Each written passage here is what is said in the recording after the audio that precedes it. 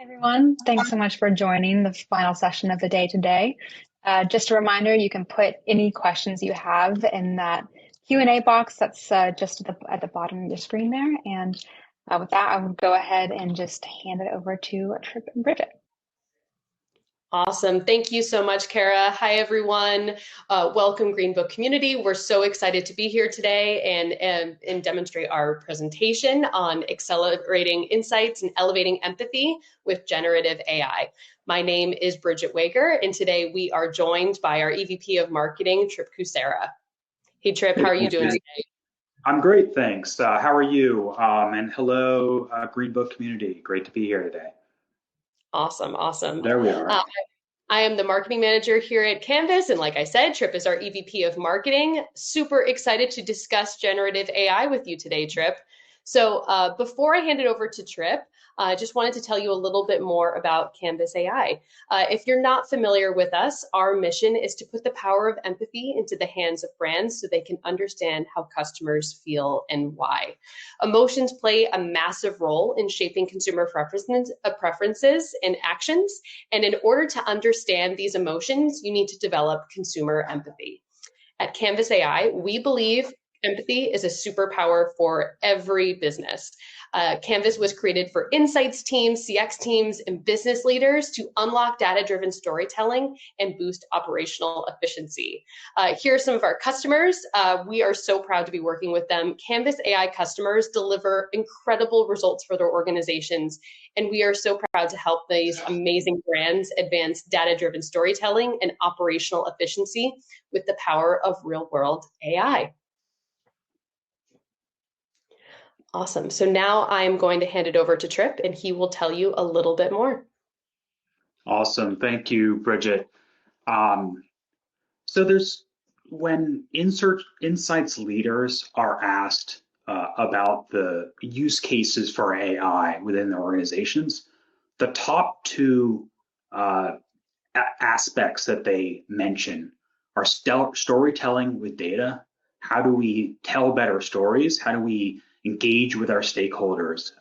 There's this expression that data tells, but stories sell, right? And so, insights leaders, they're always the ones with the answers that are as they're sitting around the table.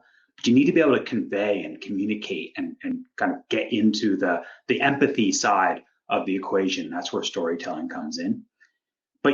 But this is often at odds with this notion of operational efficiency, right? We're all being asked to do more with less or more with the same.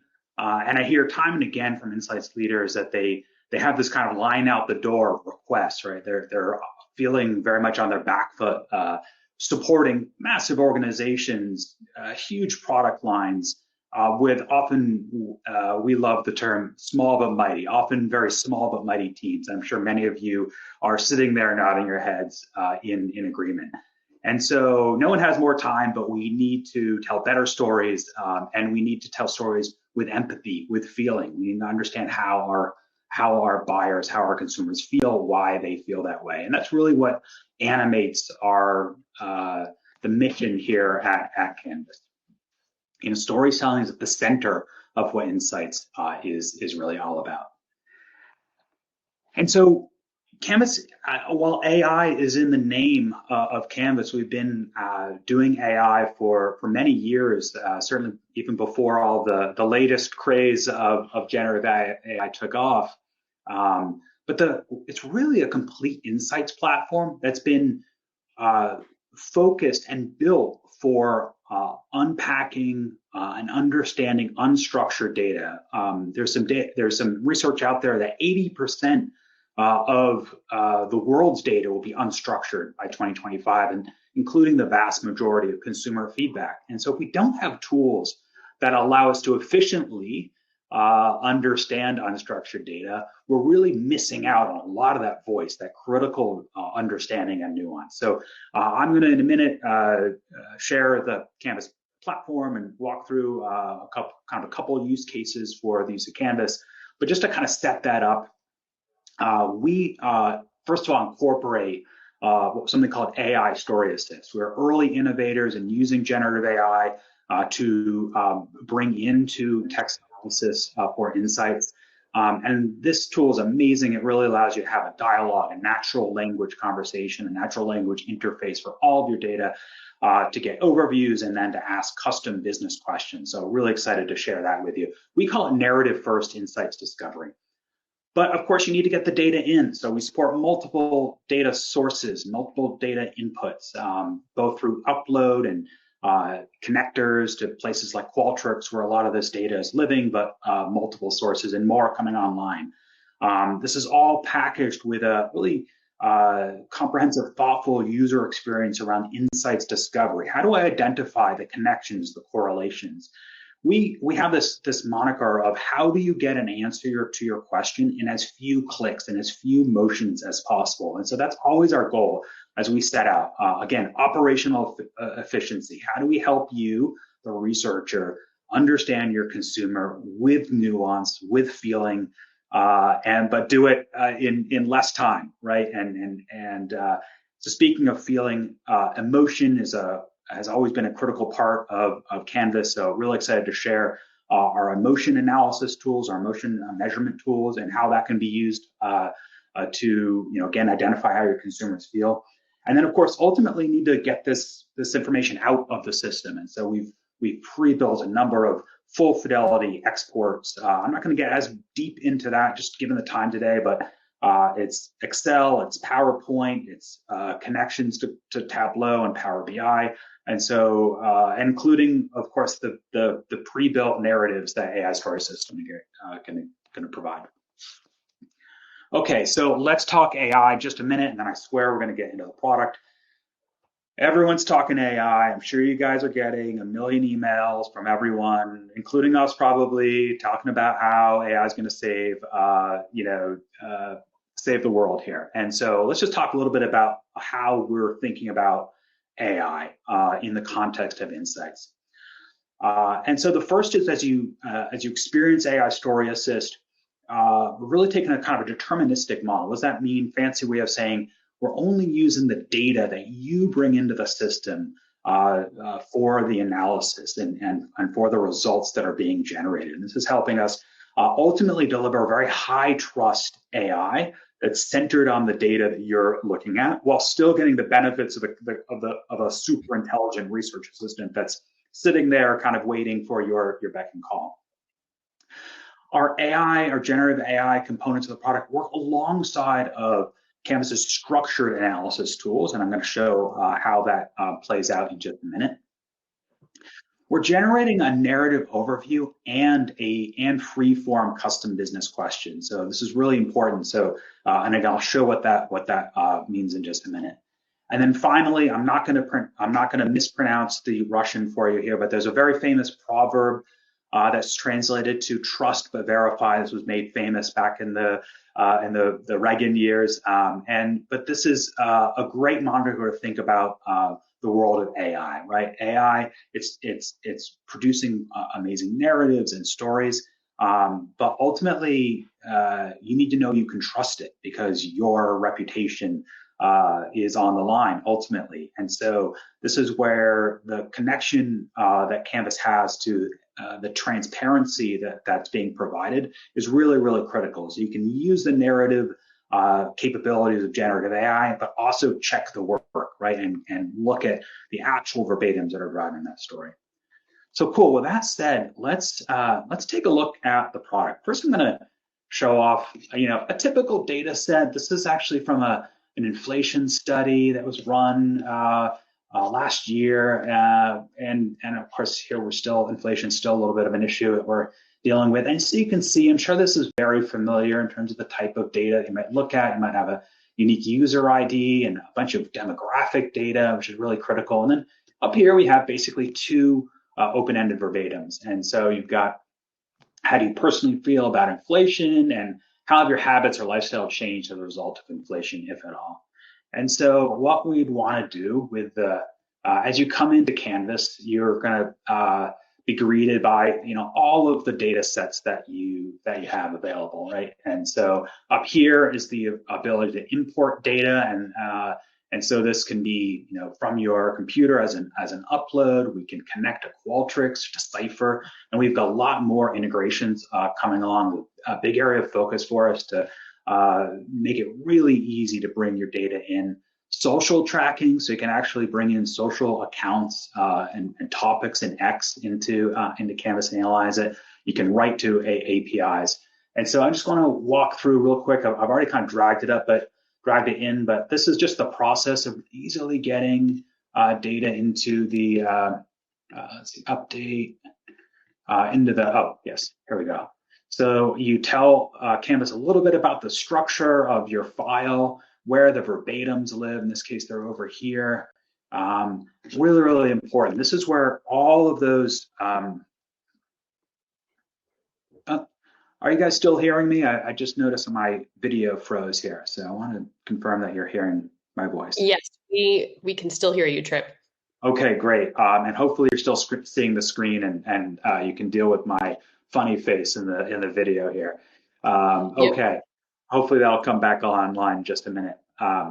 Great, I'll keep going then. So what you're seeing here are the filters. This is really important because within Canvas, you have the opportunity to basically identify connections, correlations, do filtering, of course, against this data. So you can bring up to 50 kind of closed-end values into Canvas to support your analysis. And then you're going to tell Canvas a little bit about the project. This is helping us fine-tune those pre-trained AI models that we're bringing to bear. And so the results are, again, going to help you get as quickly as possible an answer to your question, and you would go ahead and submit this, and Canvas will tell you when it's ready. So then as you come in, your project is going to look a little bit like this. And so what I want to do is walk through how you might start unpacking this data if this was a study you were running. And in the course of doing that, we'll go ahead and just see if I can restart that. So in the course of doing that, we will pay off some of the capabilities within the Canvas platform. Sorry, let me just see if I can switch this to a better monitor. There we go. At least we got some video this time on what happened there. All right. So this was a study that I was looking at. The first thing I'm going to do is I'm going to come over. There's a lot going on with Canvas, but I'm going to come over here. I'm going to start exploring with AI Story Assist. So I pre-created a card, and we're going to do some on the fly here as well. But the first thing you're greeted with is this overview that you're seeing right down here. And so what this is doing is telling you, basically giving you a short little blurb about what's happening.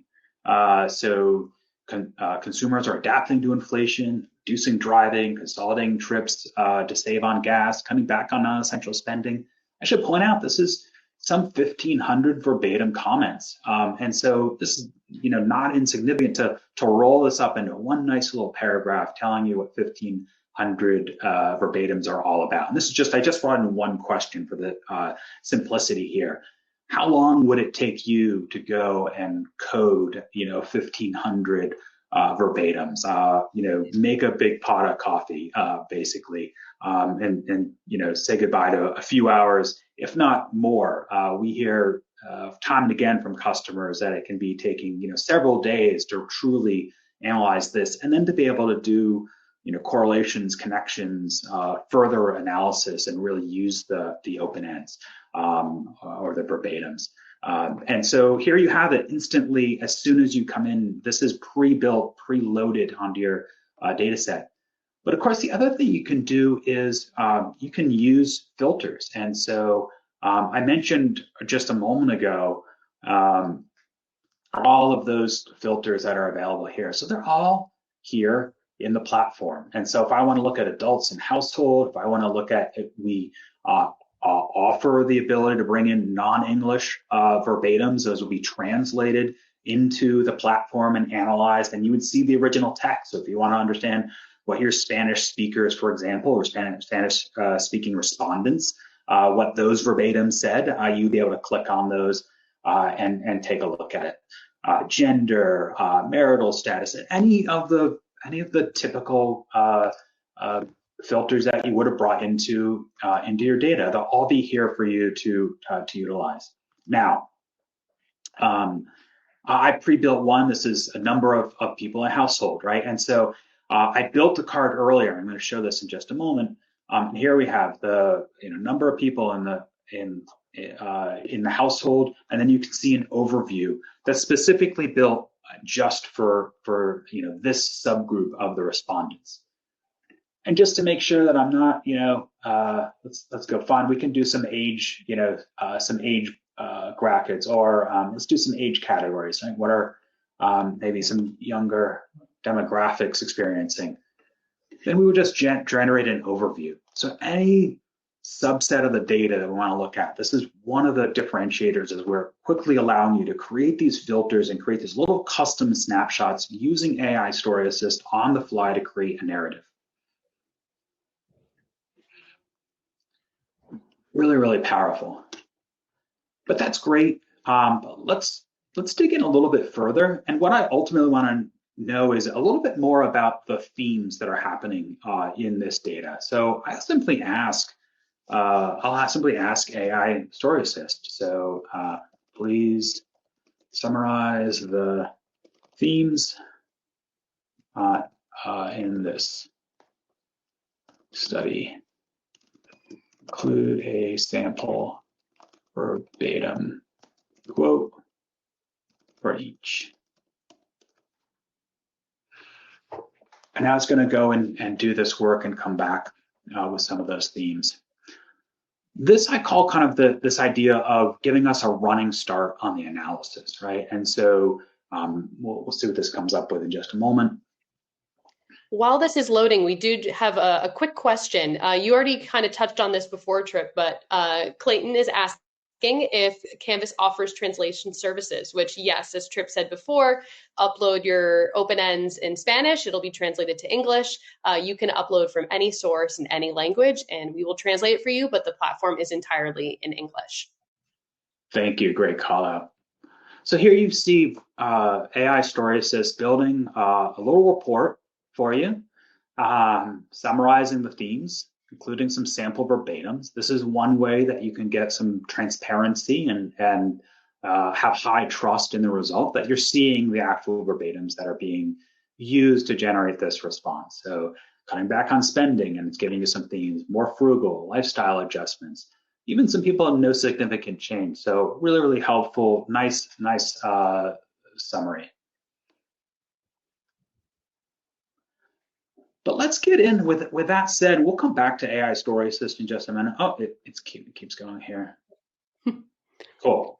It's very comprehensive. Just your everyday, ordinary, super intelligent research assistant, just waiting for instructions, sitting there. So let's dig in a little bit to this, what I call kind of the structured analysis components of Canvas, because there's a lot of power here. There's a lot of simplicity with AI Story Assist to be able to quickly get that answer to your question. Remember, in as few motions, in as few clicks as possible. How do I answer the question? How are people reacting or adjusting to inflation? But there's other ways of getting to that data, or perhaps a better way, there's other ways of quantifying what's being explained with a narrative. So that's why we're calling it narrative first, right? You start with a narrative. Cool, now I want to go understand a little bit of the data behind that. So within Canvas, first of all, you come in and you see these three bars, right? And these are all, this is mirrored. I'll come to highlights in just a moment. This is mirrored by these three sections down below: summary, topics, and motion. You can kind of think of these as three lenses of analysis that are being conducted on the verbatims. So topics is kind of like, think of it as a word count on steroids, really an intelligent word count. Just to give you a sense of what are all the things that are being talked about. So change, for example, but this includes variations like change, changes, and changing. So you don't have to go and find those synonyms or the semantically similar terms and go and build a complex Boolean to go bring them in somewhere. Canvas is doing that work. Driving, drives, driving, picks up misspellings, no extra cost for the misspellings at all. So that's topics, right?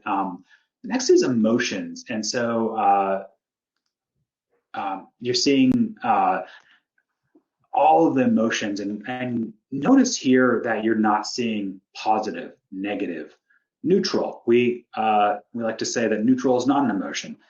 You're seeing dislike, enjoy, unsure, hate, love, sad, stressed, all things associated with money and with inflation, with changing your lifestyle, with concerns, and all these types of things. So, you're getting really a long tail of nuanced emotional reactions. Not only that, let me just take a moment to pay off kind of the user experience here, which is hopefully you're already getting a sense, very dynamic. So I can click on things, everything kind of below the fold is automatically filtering for me. So if I want to look at dislike, hate, and stressed, right, I can just click on all those. It dynamically builds filters to the 107 verbatims where dislike, hate, and stressed were identified as an emotion. And then you can actually come down here and you can examine, inspect the actual verbatims where this is being driven, right? And so you can get a sense of these. These can be favorited. And then when you're doing exports, those exports can be brought out as well. The other thing you're seeing over here is this kind of dynamic pivot that's happening, a dynamic crosstab. So you're seeing the summary items, which I'll get to in a minute, or let's start with related topics. So you're seeing the related topics. So what do people dislike, hate, and stressed? Change. Tell me about it, right? So the number one issue, this is not the number one topic in the entire study, right? Really powerful. You're already getting a sense of the narrative happening. Wow, people have a real visceral reaction to the concept of change in this. Really, really powerful. This is how we start to make connections, find those correlations. How do people feel? Why do they feel that way? And we've done that with three or four clicks here, really quickly getting an answer to our question. Of course, we can come up here, we can clear all once we've messed around, kind of bring us back to home base. And the final lens of analysis here is our summarization. This is a thematic hierarchical summary.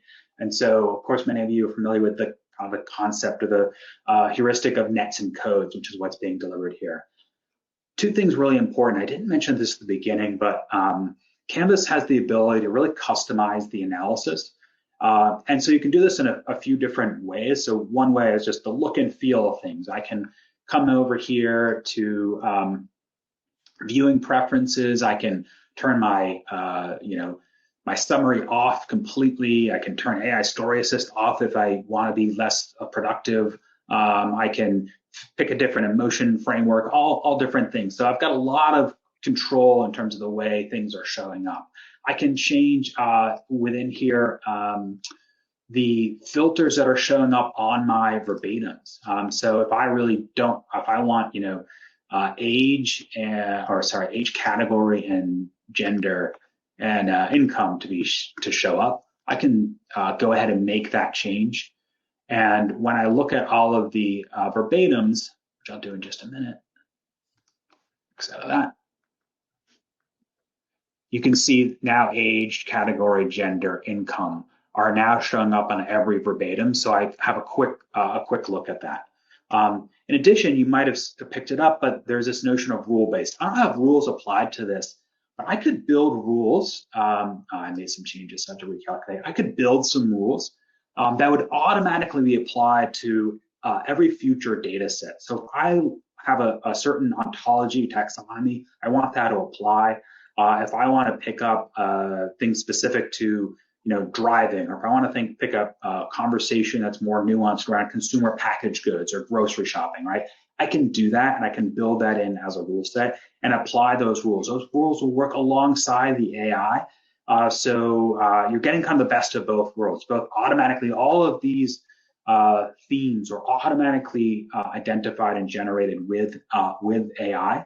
But I could have a hybrid approach of my own categorization as well as AI to make sure I've got complete coverage. And again, everything here is super dynamic. I can click in, I can find out when it comes to lifestyle changes and cutting back on expenses, what's going on. I'm cutting down on gas, I'm buying food. I can generate an overview just based on those. So really, really powerful.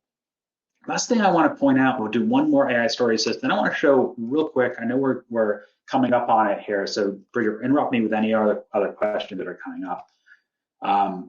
One more thing I want to call out here is our highlights. So this is another tool that just allows you to really quickly get an answer to your question or give you that running start. And so this is identifying statistically significant correlation. So here you can see, for example, food is an area that people are upset about. So more than average, right? When food is discussed as a topic, the emotion of upset is coming up, right? And so you're seeing this strong connection. I can build a narrative overview, and I don't know why I did that, but I think it's just because it's 3 verbatims in this case. You can see a really powerful way of identifying some connections and correlations. I think I hit a few too many buttons there. Some connections and correlations in the data, and quickly dig in and identify the answer to that. Let's ask one more AI story assist question, and I want to show one CX example real quick. Let's just say, what are people doing regarding food and eating? While we are waiting, Trip, I do have another question for you that is AI story specific. Yeah. So it is on when you are generating an overview card, asking a question, the data that it then explains to you, where is it coming from? Is it coming from your data set? Is it coming from the internet? What is the true source? Yeah, absolutely. Well, that's why this is so powerful, because you've got the capabilities of generative AI, but you're applying that just to the kind of the walled garden of the data that you brought into the system. In fact, you can, if you're bringing in, say, waves or multiple questions, you can even have AI Story Assist kind of look across the data, if you will, within a particular study. And so you get that high confidence that it's not kind of going out and finding, you're not asking, based on the internet, what are people doing regarding food and eating? And you can see here, these are all tied to this particular data set. Purchasing more food, possibly in bulk, cutting back on groceries, eating out less, cooking more at home, buying generic brands, using coupons, being selective. So that's really cool. I will also kind of tease that we have a new release of the AI Story Assist overview that's going to be coming out in the next, I'd say within the next month. That's going to go even deeper in terms of providing citations. So really excited about that to build even more confidence. One last thing I wanted to pay off. So this is obviously kind of a general consumer behavior type of study. We're looking at inflation, big broad scopes. Another real popular use case, of course, is customer experience, understanding customer feedback. This could be looking at reams of data from kind of online reviews, for example, and trying to make sense of it. In this case, this would be kind of a subset of a type of an NPS, or customer satisfaction survey of the well-known McDowell's restaurant chain here. And so you're seeing the same thing. We talked about this summarization of why did you give that rating, right? Now, what do you want to understand with customer experience? You want to understand, what are my detractors saying, right? What are the people that are ranking me low, or what are my promoters saying? And so really powerful capabilities to be able to do just that. I can dig in, I can create a quick little Boolean here. I want my 1s and 2s.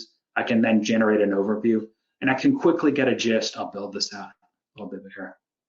I can quickly get a gist as this builds of overwhelming dissatisfied. That makes sense. There are 1s and 2s, slow service, incorrect orders. This is a survey of 1,200 or a subset of 1,200 responses. Nearly 400 of them are these negative reviews, and this is instantly giving us a read on what's going on. And then one other thing that's really cool, if I can find the tab, we also have a compare capability. So if you're doing studies where you're specifically comparing things, this is a great example. You can set up explicit comparisons. That's just another way of digging in a more quantified way. So if you get that read on, what are my detractors saying, I might want to come in and look at some comparisons. I can look at store locations. I can look at my rating 1s and 2s versus my 4s and 5s. The other thing you can do is bring data in multiple ways, really powerful with brand tracking and of course NPS, because you want to view how things are changing over time. So we didn't have time today to get into a tracker, but you could bring in subsequent data in waves, and then you could trend that and view that over time. The last thing I'll mention, I mentioned at the outset, better example over here, you can export those comparisons, but you can also export this analysis, these insights in a variety of formats: complete analysis Excel, pre-built pivot tables, just plain images if you want, PowerPoints to have all of the data behind them so that you can change the chart types and change the colors and add your logo. And so a lot of power to ultimately get to that data-driven storytelling with operational efficiency. So that about wraps it up.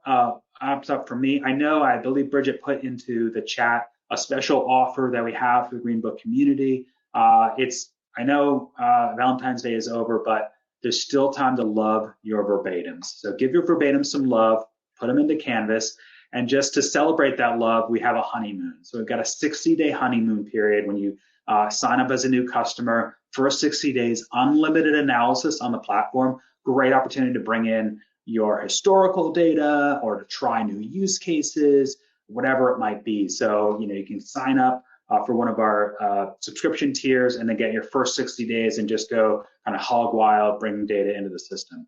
So with that, my thanks to all of you for joining us today and listening, and hope you all have a great day. Thank you all so much. Bye-bye.